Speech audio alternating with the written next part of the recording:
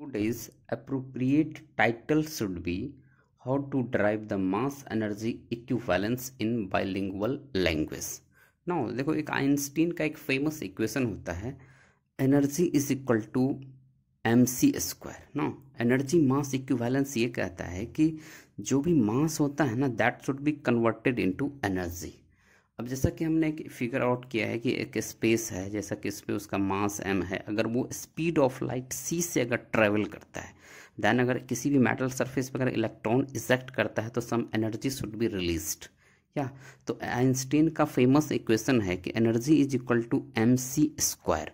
या where E is the energy, m is the mass जो कि ऑलवेज पॉजिटिव होता है, c is the speed of light जिसको कि कांस्टेंट की तरह ट्रीट करते हैं and their value should be 299792458 metre per second approx में. अगर इसको किलोमीटर में अगर राउंड ऑफ करके देखा जाए, अगर उसको राउंड ऑफ करके अगर ये देखा जाए तो 350 किलोमीटर पर सेकेंड इतना metre per second and 3 × 10⁸ metre per second जो कि एयर और वैक्यूम की तरह ट्रीट की जाती है. Okay, now the some concept related to this energy is equal to M C square. यानी कि मास जो है ना वो एनर्जी में कन्वर्जन होती है according to the Einstein famous equation. Now the matter has an inherent amount of energy. To it mass can be converted into pure energy and energy can be used to create a massive object. या the first point यही कहता है कि energy जो मास होता है ना उसको एनर्जी में कन्वर्ट कर दिया जाता है under the right condition. The condition right is that कि अगर उसको स्पीड ऑफ लाइट के स्क्वायर से मल्टीप्लाई करे तब.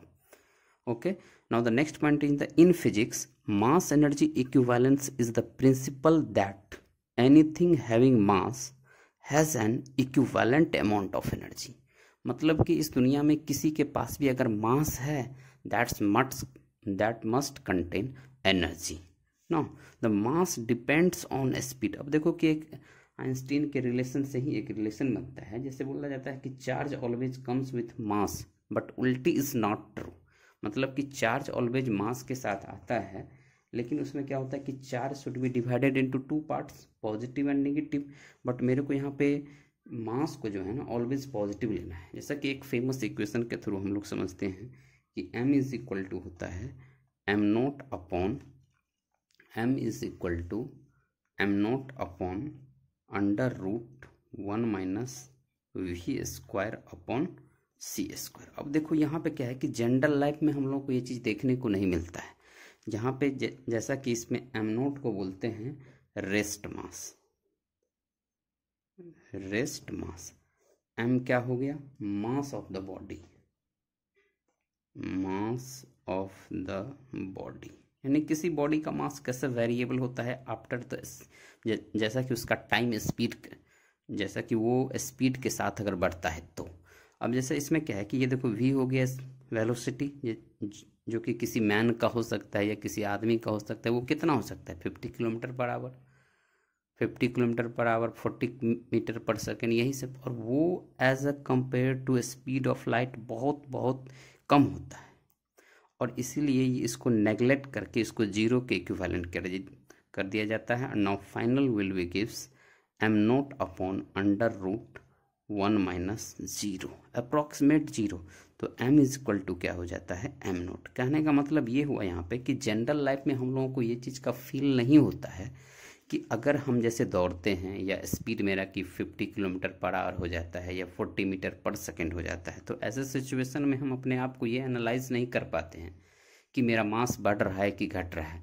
तो क्योंकि ये जनरल लाइफ में पॉसिबल नहीं है कि इस हालत में ऐसा होता है कि जो मास मेरा रेस्ट मास है वही मेरा मूवेबल मास हो जाता है क्योंकि ये फील नहीं हो पाता क्योंकि छोटा वेलोसिटी है ना उसमें स्पीड ऑफ लाइट के स्क्वायर से डिवाइड करते हैं. तो इस चीज़ों को समझने के लिए आइंस्टीन का जो फेमस इक्वेशन है उसका energy is equal to M C square, उसका यही एक एडवांटेज है कि हम लोग इसको एनालाइज नहीं कर पाते. अब जैसा कि इसको हम देखते हैं कि किस तरह से इसको प्रूफ किया जा सकता है कि energy is equal to M C square को कैसे. ये एक 9th-10th स्टैंडर्ड बेसिस पे है कि उसको एनालाइज करो कि mass should be converted into energy.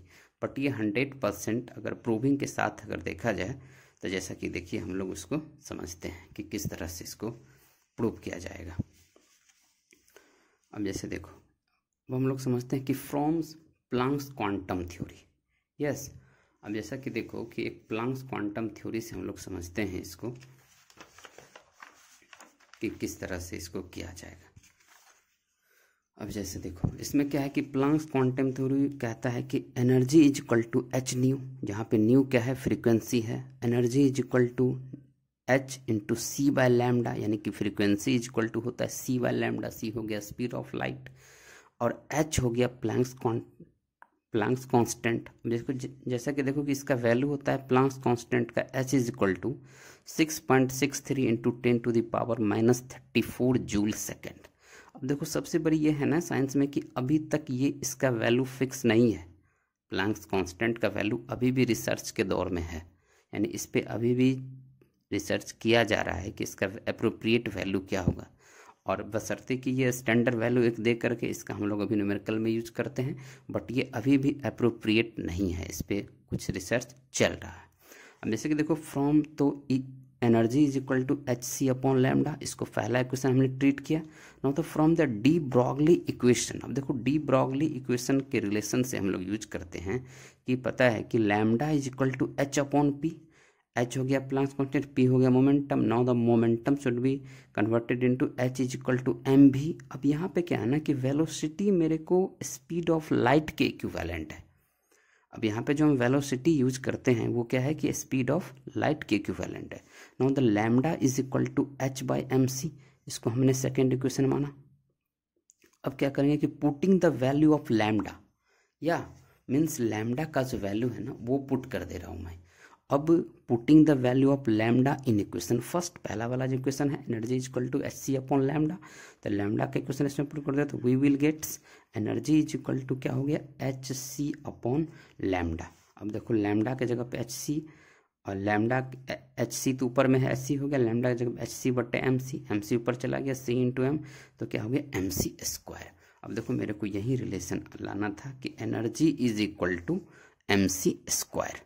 तो इस तरह से अब हम मास एनर्जी इक्विवेलेंस का जो रिलेशन होता है energy is equal to M C square, कुछ इसको 12th स्टैंडर्ड के बेसिस पे हमने ये प्रूव किया। आई होप कि आपको ये अच्छे तरीके से समझ में आया होगा। ओके।